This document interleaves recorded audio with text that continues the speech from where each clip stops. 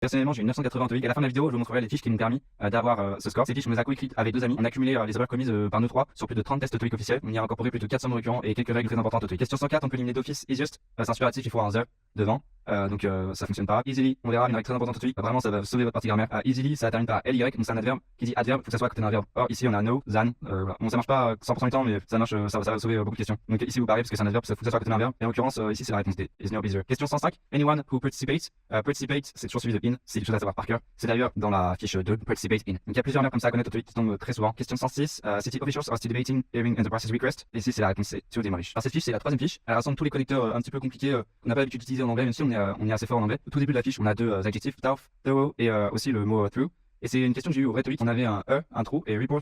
Et on devait choisir entre tough, thorough et through. Et donc si vous savez pas ce que ça veut dire, through, vous savez ce que ça veut dire, souvent ça veut dire un travers. Mais entre tough et thorough, donc dur et difficile et approfondi, faut comprendre en fonction du contexte de la phrase. Et c'est vraiment indispensable de savoir avant d'aller au TOEIC.